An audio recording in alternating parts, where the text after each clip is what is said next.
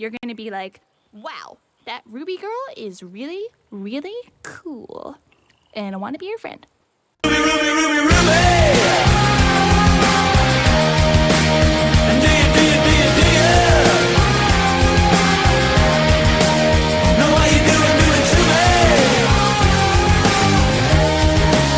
Ruby, Ruby, Ruby, Ruby!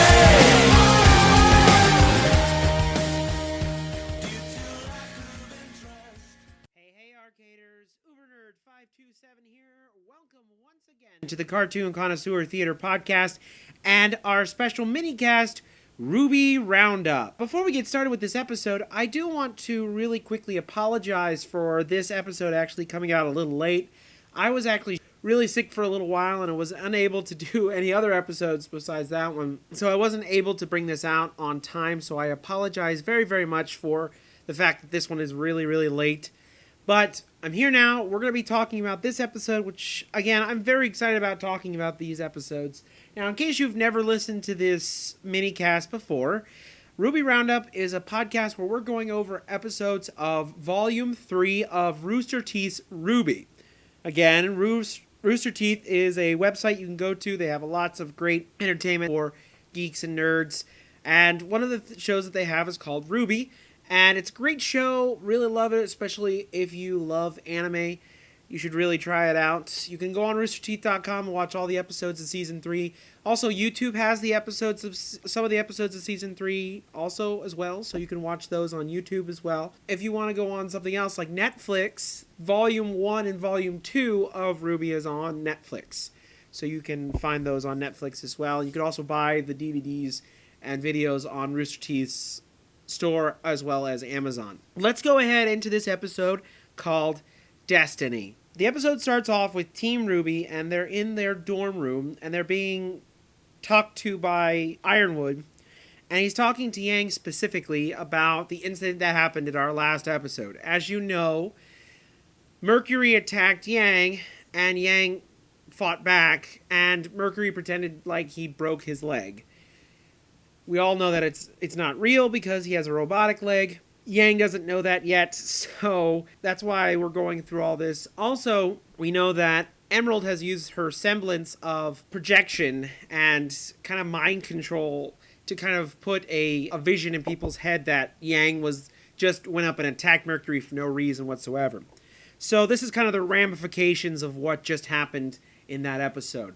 So Ironwood is talking to all of them. He realizes that these girls are all top students and they really don't get into too much trouble. Not anything dangerous or anything like that. He also knows that sometimes on the battlefield you can see things and images pop in your head, and sometimes you can lose control of yourself.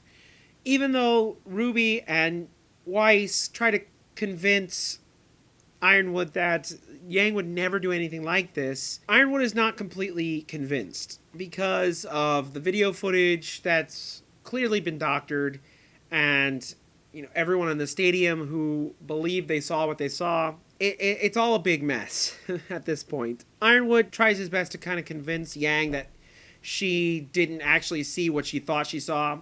Then just before he leaves says that Yang has been disqualified from the tournament and kind of just leaves. After Ironwood leaves, Yang asks if the others believe her, and of course RWBY and Weiss go, "Yeah, we believe you." Weiss says, "Yeah, you're not heartless. You're a little hot-headed, but not heartless." Yang goes over to Blake and says, "Blake, what do you think?"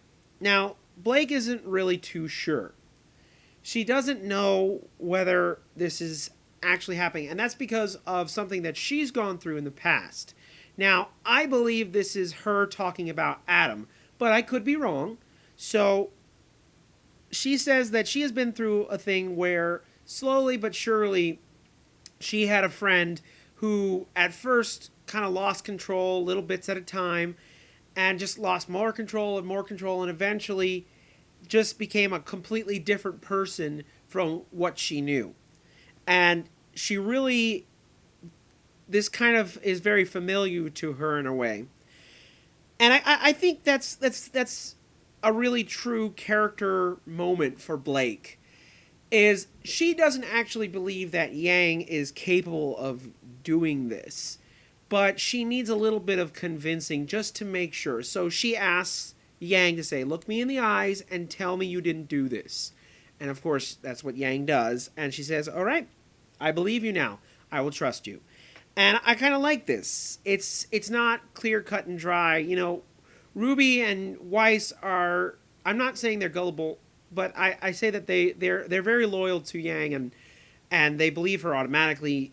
Blake is loyal to Yang, but she just needs a little bit more convincing. I think that's kind of an interesting, just little character moment. So Ruby says, "Okay, let's just go ahead and leave her alone for a little bit," and so they leave. And Team Juniper comes out of their dorm and kind of just asks everyone how Yang is or if they could do anything for them. And, you know, under the circumstances, they say that Yang is doing pretty well. Ruby turns to Pura, who is sitting on the bed, and she says, "Hey, I want you to win one for Beacon, please." Pura kind of looks at her and says, "Okay." Now, we know that Pura has been put before her a very, very hard decision that she's going to have to make. And you can see that in her face, in her line readings, that this is weighing very heavily on her. And even in this moment, you can kind of just see it all over her face. And she says, "Okay, don't worry, I'll do my best." And then, of course, Weiss and Blake decide to go off, and Weiss wants some coffee and Blake wants some tea. Ruby kind of just goes off on her own. So then we get into kind of a funny moment into the episode. Of course, it's with Nora and Ren, and I love, love, love when Nora just is funny in a scene. So she has this kind of moment of, "All right, we're going to get you ready, Pura, for your match. You have the whole school behind you, blah, blah, blah," and just has this whole little montage of things that she does. She gets into like a little training outfit, and she starts doing like these exercises and lifts these weights above her head, and then just kind of drops behind her. I thought that was really funny. And then Ren has his funny moment, which is really cool because Ren usually doesn't have a lot of lines in the episode, and I think it's just kind of great that he has this kind of just funny moment. Ren makes this kind of concoction for Pura to drink to kind of like boost her focus and, you know, get her ready and make sure she's healthy enough for the match. And it's made of like algae and all kinds of weird stuff. And I love his pink apron that he's wearing. And I read the apron. It says, "Please do nothing to the cook." Please do nothing for the cook, which I think is absolutely hilarious. So then Nora kind of tastes Ren's concoction to see exactly what this would taste like, and it's absolutely disgusting, and she kind of throws it up in the garbage. And while this is kind of comedy is going on, we have a quick moment of Jean kind of looking at Pura, and Pura's kind of looking down. He's kind of in thought, and so Jean's like, "Okay, let's go get some fresh air, guys. I think we need to get out of here." So they all leave, and we get a shot of Yang kind of watching them as they're leaving. And then all of a sudden, Crow appears in the room with Yang and starts talking to her. He says that you're either lying or you're crazy. And she goes, "I'm not lying." And then Crow's like, "Well, then you're crazy." All of a sudden, Yang just says, "By the way, I saw my mom." Crow kind of gets taken aback a little bit and says that, well, "What do you mean?" And then, of course, Yang kind of tells the story of how she saw her mom in Volume 2. So we get to see the little kind of emotional part of that, because we just saw the scene very quickly in Volume 2. Now we actually get to see Yang's kind of emotional state during this whole time. And then we find out that Crow has actually been talking to his sister, Raven. Every once in a while, Raven would come and find him and kind of talk to him and message him and then kind of disappear. Now, I thought her name was Summer Rose. Maybe I'm wrong. So maybe that's like a nickname for her. I don't know. Anyways, We'll figure that out later. Crow says, by the way, your mom has a message for you. She says, she saved you once, but don't expect that kindness again. And this kind of just places all kinds of thoughts in Yang's head. And then Crow makes the suggestion she made something slip that he may know where Raven is, where her mom is. He decides to help Yang find Raven. So then we kind of cut from there, which I'm actually very excited about. I don't know if they're going to keep on going with the storyline or they may save it for another volume, but I'm really kind of excited to see what Yang does with Crow. So next up we come to probably my favorite part of this episode. We start off with Pura kind of sitting alone on her own outside of what looks like the cafeteria. I believe it's the cafeteria if I remember correctly from volume 2. At least it looks like that anyways. So Pura's kind of sitting alone by herself outside, and a fall leaf comes and lands on the ground right in front of her, which then of course kind of reminds her of her choice that she has to make, becoming the Fall Maiden. And she's, again, you can see it in her face, she's very torn between what she should do. She doesn't really understand what she can do. And then John comes in and kind of tries to cheer Pura up by giving her some cotton candy, and then kind of sits next to her. And they're kind of quiet for a moment, and then Jean kind of speaks up and says, you know, you're the first person who has ever believed in me. You're the first person who has ever said, you can do this, Jean. Not even my parents believed in me. Not even my own family believed that I could do this. And you're just kind of the first person that has ever believed in me. And as Pura is kind of, don't worry about it, it was nothing, she then kind of gasps and drops her cotton candy, and you notice that Jean has actually kind of reached out for her hand and has grabbed her hand and said, and just kind of continues on from there, and says that I'm really happy you're with me, and you're encouraging me, and I'm really very happy to kind of be your friend. And it's kind of just this sweet moment. And then 2 leaves fall right next to each other, which again is, I guess, is symbolism for the both of them. I'm not really sure, but it's kind of an interesting little scene. And then something happens that I think is really cool. Jean says, I know that something is on your mind. I know that something's been weighing heavily on you. What can I do to help? And Pura kind of leans over, puts her head on his shoulder and says, you're doing it.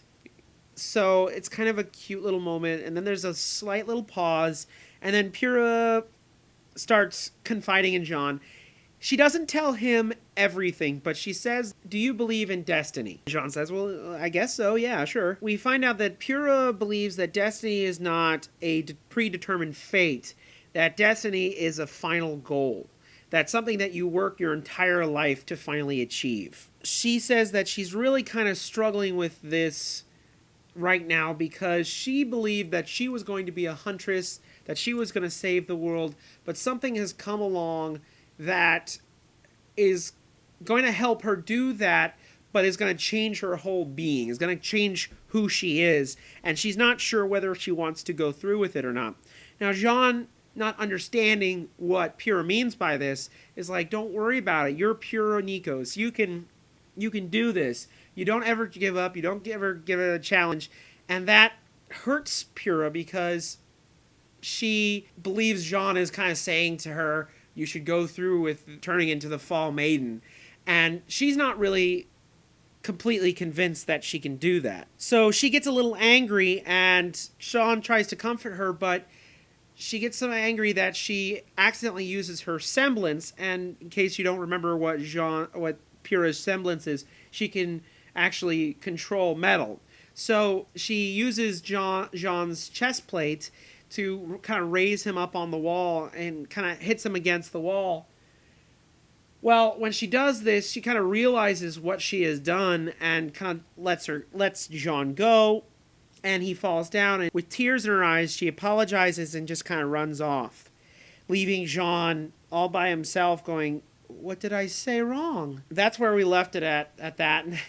Man, I had the feels at the end of this episode. I really, really had the feels, and really, I felt so bad for Jean in this moment, because this is the first time Jean has ever acknowledged that he likes Pura. It's always been about Weiss, and he kind of had this crush on Weiss, and I think he finally realizes that he actually loves Pura. I think this was a kind of a moment for him to kind of say, I really do have feelings for you, without actually saying it. But also at the same time, he was trying to see what was wrong, trying to understand why Pura has been acting the way she's been acting for the last couple of however long it's been since that episode. So he's trying to understand, he's trying to just help her out, and he doesn't understand everything that's going on, so it's really kind of hard for him. I really felt so bad for Jean, because I felt so proud of him that he finally kind of grew up in a way. Kind of had this character development that I just really thought was kind of neat. So next we go on to Ruby. It's been a while since Ruby has kind of been the focus of the episode. She's walking toward the shuttle to go to the Coliseum for the next match, and she notices Velvet. Now, again, Velvet is a faunus with rabbit ears. We met her before previously in other volumes. This is the first time we kind of see her in this volume. She's taking pictures. We finally kind of figure out what one of her hobbies is. She kind of likes to take pictures, but she's not really good at it. Ruby goes over to Velvet and kind of talks to her a little bit. Velvet asks how Yang is. She kind of says, well, she's fine under the circumstances. Velvet says, well, I believe that your sister didn't do anything. I believe that this is wrong how other people are treating her, and I really am behind you 100%. I think it's kind of a sweet moment. Velvet says that she remembers that Coco had said something very similar in her match. Now, if you remember way back, Coco and fought with Emerald in the forest and thought she saw her partner, and then her partner disappeared. Now, obviously, we know that Emerald's semblance is making visions, so this kind of puts a question in Ruby's brain. You can actually kind of see it starting, the wheels, the cogs in Ruby's brain start to turn a little bit and go, wait a minute. This is kind of a neat little scene, and then of course we see Ruby and she sits down for the next event, and she notices that Emerald is sitting across the stadium. She's actually not supposed to be there because she thought that Emerald was with Mercury. So she gets up and decides to go over to that side of the arena and try to see what Emerald's doing here. As she's doing that, you hear the announcers that they're about to announce the next fight, and just about when they're about to announce what the fight's going to be, Ruby sees Mercury. We thought that Mercury was going to be sitting out of this because Cinder had told Mercury to sit still, don't move, we don't want anyone else seeing you. We see that Mercury is standing right in front of Ruby. You hear the announcement that it's Pura versus Penny. And Mercury makes the comment that, oh, polarity versus metal, not a good combination. Kind of saying that something is about to go down. Ruby gets angry, and you see that she kind of reaches for her weapon, but she doesn't have it. Mercury just starts to get in his fighting stance, and then we cut back to Penny kind of standing in the middle of the crowd, kind of waving at everybody. Nora and Ren are watching this. And then Pura, who also comes up into the arena, you can see that she's still kind of down about what had just happened. And that's it. That's where the episode ends. So what's going to happen in episode 9?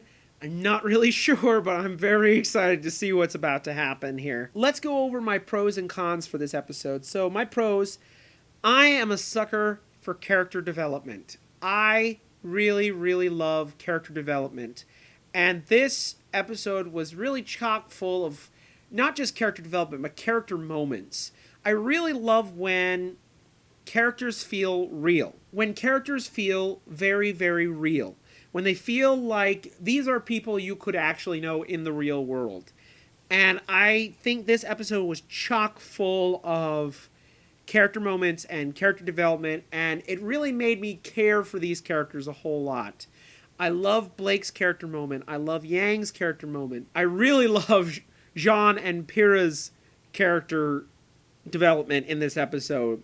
It's really quite interesting. You can see that some of the questions that have been constantly raised by the first couple episodes are now starting to unravel a little bit. We're starting to understand this a little bit more, and I'm actually really excited to see what's about to happen.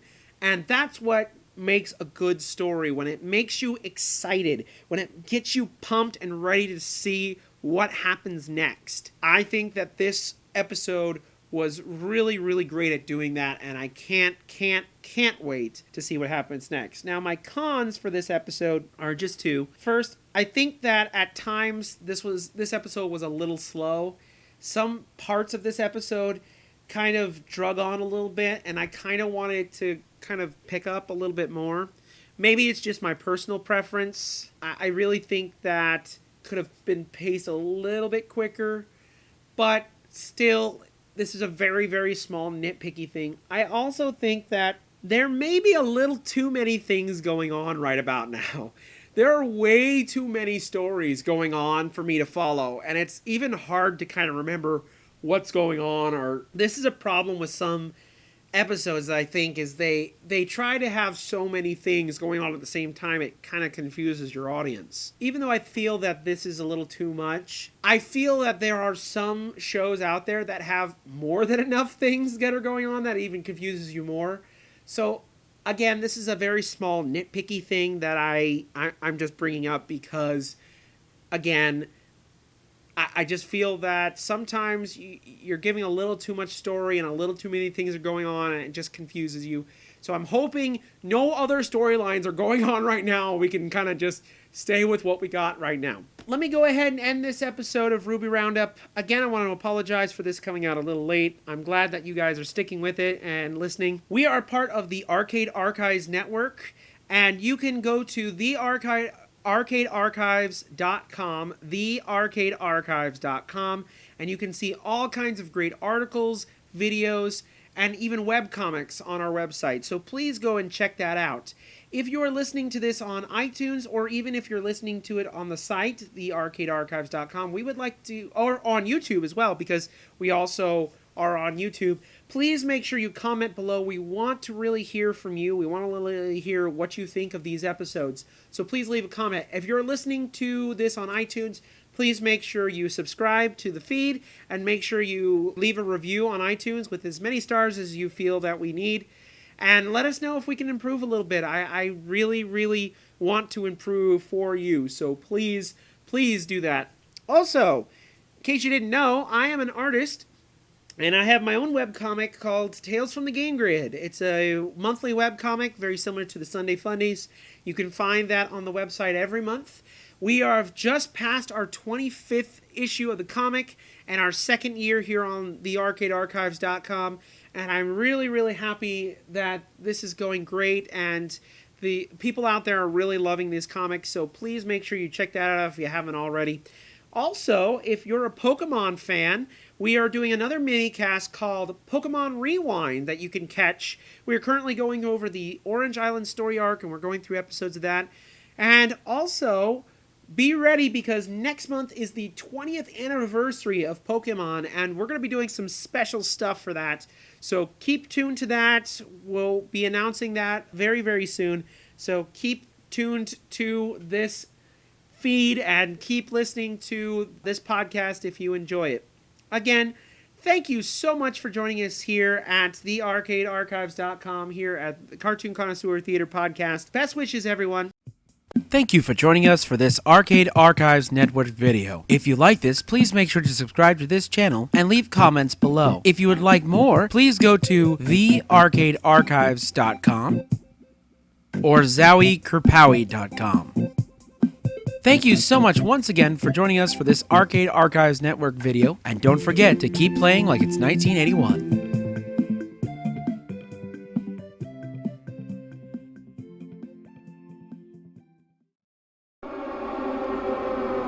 Message from headquarters. This is a Rebellion production and is part of the Arcade Archives Network.